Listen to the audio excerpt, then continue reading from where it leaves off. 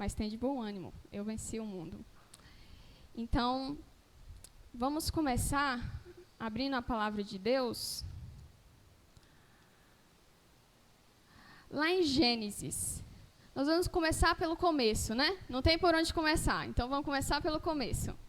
A gente vai abrir lá em Gênesis, no capítulo 3, para entender um pouquinho de onde é que o sofrimento surgiu, a tristeza, as dificuldades da vida.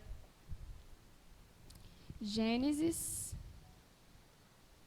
o capítulo 3, e o verso 16 e 17, que diz: E a mulher, ele disse, aumentarei em muito os seus sofrimentos na gravidez. Com dor você dará à luz filhos. O seu desejo será para o seu marido, e ele a governará. E a Adão disse, por ter dado ouvidos à voz de sua mulher e comido da árvore que eu havia ordenado que não comesse, maldita é a terra por sua causa.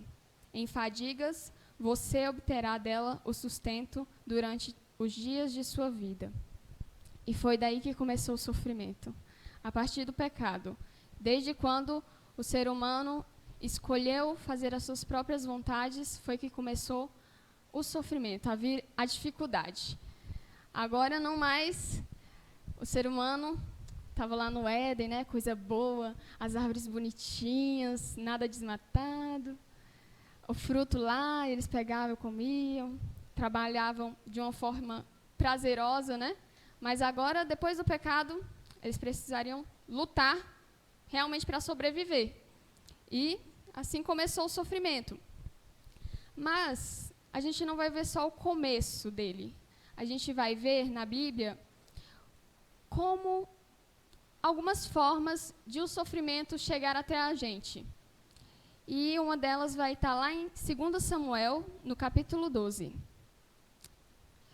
Nós vamos ler bastante versos, então prepara a sua Bíblia aí. 2 Samuel, no capítulo 12.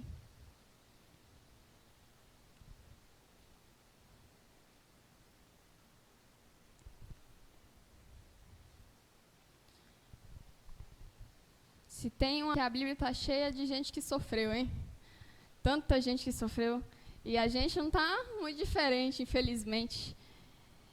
E lá em 2 Samuel 12, no verso... Vamos ler o verso 9 e o 10. Por que então você desprezou a palavra do Senhor, fazendo o que era mal aos olhos dele? Com a espada você matou Urias, o heteu. Você tomou por esposa a mulher dele, depois de o matar com a espada dos filhos de Amon. Agora, pois, a espada jamais se apartará da sua casa, porque você me desprezou e tomou a mulher de Urias, o heteu, para ser sua mulher. Aí, nessa situação, não sei se vocês já pegaram qual história é, mas é a história de Davi. Davi decidiu desprezar a palavra de Deus. Ele sabia os mandamentos, mas ele decidiu não seguir por esse caminho. E o que isso traz? Sofrimento. A gente pode ver que na história de Davi, ele sofreu demais depois desse pecado, depois dessa escolha errada. E com a gente não é diferente. Se a gente escolhe errado, se a gente escolhe ignorar os mandamentos de Deus ou a vontade de Deus, porque Deus também fala através das pessoas, se a gente escolhe isso, a gente está fadado a sofrer, a ser triste. E o problema é, os mandamentos de Deus, ele não falou, não disse assim, ó, você tem que seguir os mandamentos. Não, na verdade ele disse, mas ele não falou, ele não impôs a você para que você seguisse. Por quê? Se a gente for olhar, o que são os mandamentos? São aquela cerquinha que os pais colocam para os meninos não saírem mexendo nas coisas. Aí os pais colocam para eles não enfiar o dedo na tomada. Mas aí se a gente escolhe, eu não quero a cerquinha de Deus, o que eu vou fazer? Vou acabar levando um choque, vou acabar quebrando uma coisa na casa. E Deus é assim, Deus é um pai tão amoroso que ele se preocupa com que a gente possa sofrer. Então é por isso que ele deu as leis. Também, lá em 2 Coríntios, mais para o final da Bíblia, no capítulo 4,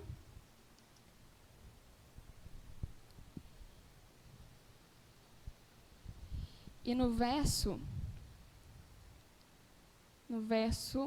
capítulo 4, 2 Coríntios 4, verso 3 e 4, que diz: mas, se o nosso evangelho ainda está encoberto, é para os que se perdem que ele está encoberto, nos quais o Deus deste mundo cegou o entendimento dos descrentes, para que não lhes resplandeça a luz do evangelho da glória de Cristo, o qual é a imagem de Deus. Ou seja, muitas pessoas estão nessa vida de sofrimento, a gente vê que nunca houve tanta tristeza no mundo.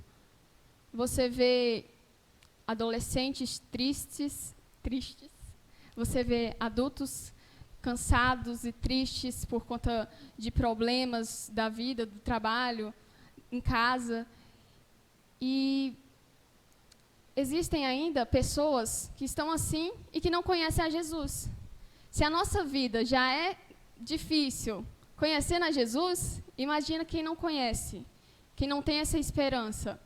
E é por isso que a gente tem que evitar não falar de Jesus. A gente tem que gritar para o mundo para ouvir de Jesus, para que essas pessoas não sofram tanto. Senão a gente vai estar colaborando com o inimigo. O inimigo, que nem diz em 1 Pedro, ele está a andar, rodear a terra e passear por ela. E o inimigo não está dando voltinha à toa. Ele está cegando as pessoas para o evangelho. E a gente não pode contribuir com isso. E também, um sofrimento, agora nós vamos ler, um tipo de sofrimento que é mais difícil para a gente, para nós cristãos. Por quê? Porque a tendência é que a gente não aceite esse sofrimento. Vocês vão entender agora. Lá em Hebreus, no capítulo 12. Esse tipo de sofrimento, principalmente nós cristãos, não deveríamos, aceitar, mas é difícil. Hebreus, no capítulo 12. E nós vamos ler do verso 5 em diante. Hebreus 12, do verso 5 em diante. E vocês se esqueceram da exortação que lhes é dirigida como a filhos.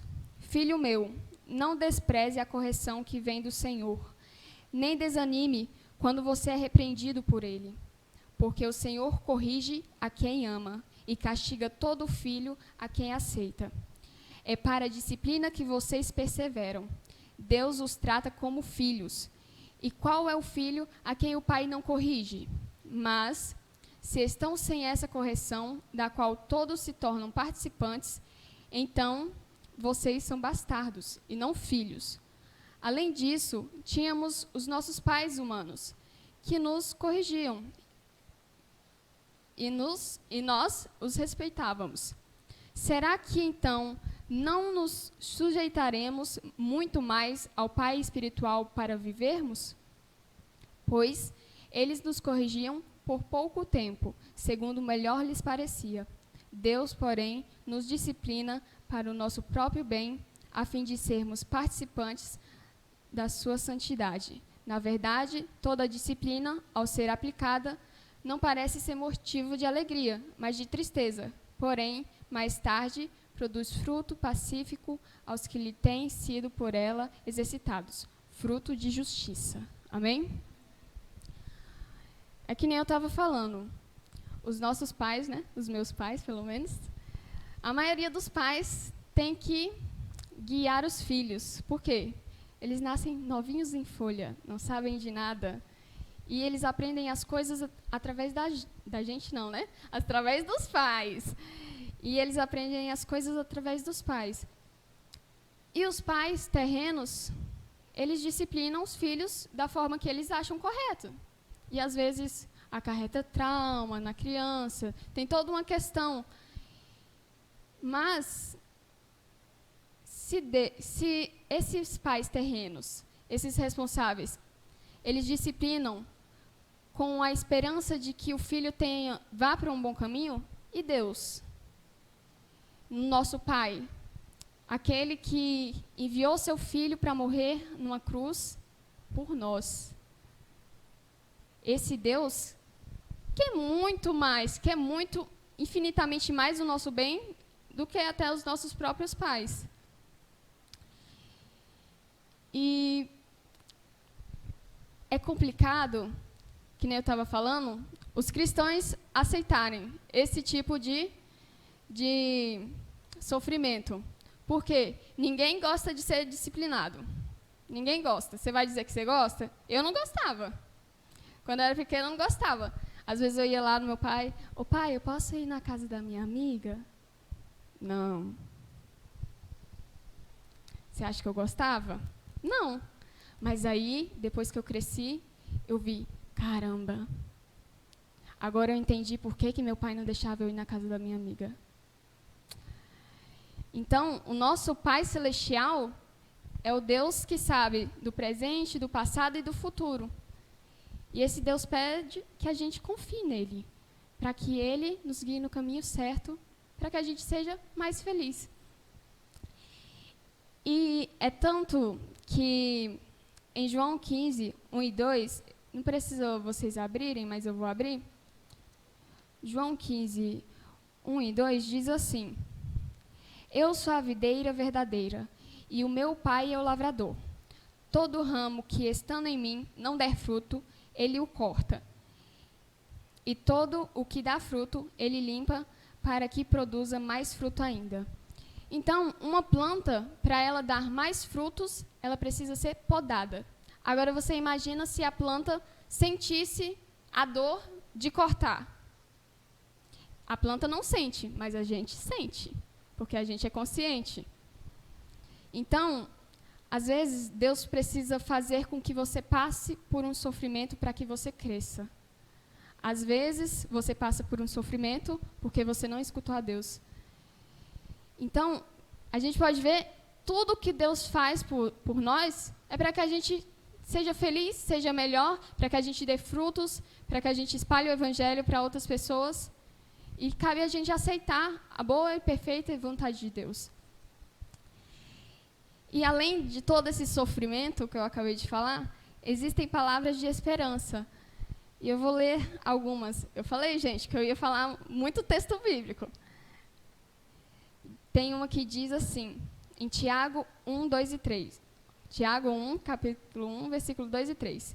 Meus irmãos, considerem motivo de alegria o fato de passarem por diversas provações, pois vocês sabem que a prova da sua fé produz perseverança. É através da provação que a gente tem perseverança. Romanos 8, 18. Considero que os nossos sofrimentos atuais não podem ser comparados com a glória que em nós será revelada. A gente acha que sofre muito. A gente acha que sofre muita coisa. E olha que tem gente que passou por coisas terríveis. Mas, quando a gente estiver lá no céu, a gente vai olhar para essa vida aqui e vai pensar, caramba, não foi nada. O que eu passei aqui, perto do que eu tenho agora, não é nada. Porque agora eu tenho tudo. Ou seja, compensa você passar pelo sofrimento dessa terra, mas passar ele ao lado de Jesus, para quando você chegar lá no céu, você diz, caramba, eu passei por tudo isso e agora eu estou aqui para a honra e glória de Deus. E, para finalizar com mais um texto, é um texto que diz assim, lá em 1 Pedro 4, versículo 13 a 16. Mas alegre-se à medida que participam dos sofrimentos de Cristo, para que também, quando a sua glória for revelada, vocês exultem com grande alegria. Se vocês são insultados por causa do nome de Cristo, felizes são vocês, pois o Espírito da glória, o Espírito de Deus, repousa sobre vocês. Se algum de vocês sofre, que não seja como assassino, ladrão, criminoso ou como quem se intromete em negócios alheios. Contudo, se sofre como cristão, não se envergonhe, mas glorifique a Deus por meio desse nome. Amém? Sofremos, mas sofremos como cristãos. Sofremos, mas sofremos ao lado de Cristo. E não tem coisa melhor do que ter o suporte. E esse suporte é Jesus Cristo. Eu não sei quais são as suas dificuldades. Eu não sei pelo que você passa, pelo que você tem chorado. Eu não sei por quem você tem orado. Mas Deus sabe de cada detalhe seu. Deus sabe de todas as suas necessidades, das provações que você tem enfrentado. E sabe das minhas também. E o que Cristo quer é que a gente entregue a vida totalmente a Ele. Que a gente confie tudo nas mãos dEle. Mas é difícil você confiar em algo que você não sabe como é que vai acontecer. Mas, como sendo o dono do universo, Criador, soberano, que nós possamos estar confiando nele e entregando a nossa vida nas mãos dele, para que ele nos tire desse sofrimento, dessa terra.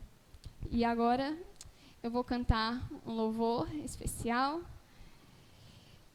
Tem como título, Entrego a Ti. Que você possa estar entregando a sua vida nas mãos de Deus e que eu possa também estar entregando cada dia mais a minha vida nas mãos de Deus. Amém?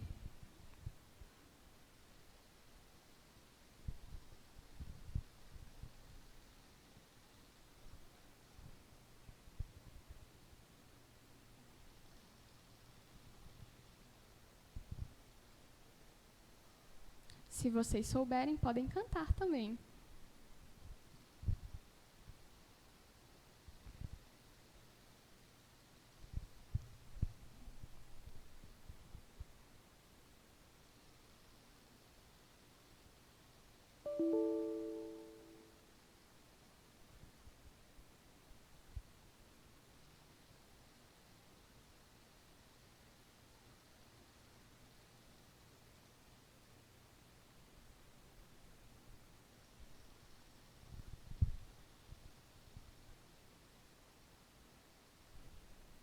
Vai dar certo.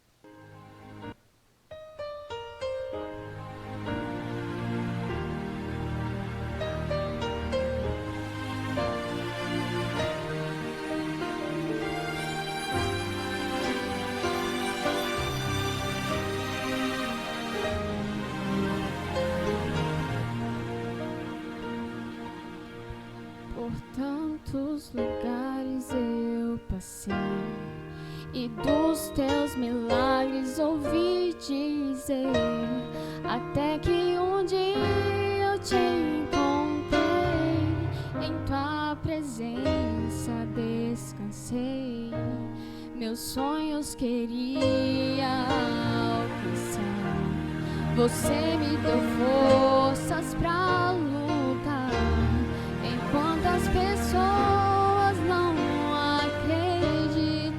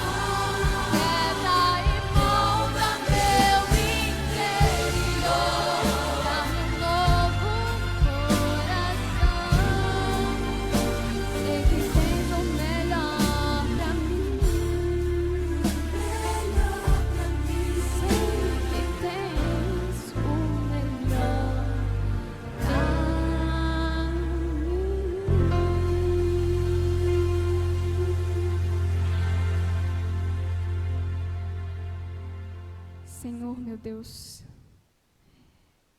eu creio e acredito, Senhor, que o Senhor tem o melhor para nós. Pai, num mundo carente de amor, onde só existe luta e dor, Senhor, que nós possamos ser a Tua voz e que essa voz traga paz aos corações. Pedimos, ó Deus, que o Teu Santo Espírito nos use, que mesmo em sofrimento, mesmo em angústia, mesmo passando por todas essas lutas aqui na terra, que nós tenhamos esperança de que no céu nós seremos completamente felizes ao Teu lado. Pedimos, ó Pai, que a nossa vida esteja em Tuas mãos. Que o Senhor dirija ela conforme a Tua vontade, porque a nossa vontade é imperfeita. Abençoa, ó Pai, cada família aqui representada, cada pessoa que está aqui, que ora por outras pessoas, que o Senhor derrame a Tua bênção em cada uma dessas pessoas. Eu peço isso, ó Deus, com a certeza de que receberei em nome do Senhor Jesus Cristo. Amém.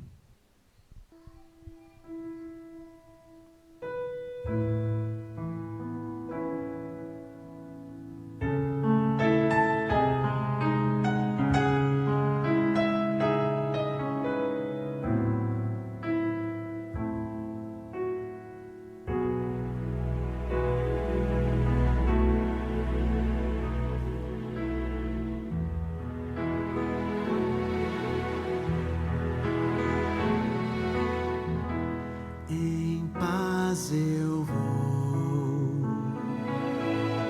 ouvir a voz de Deus.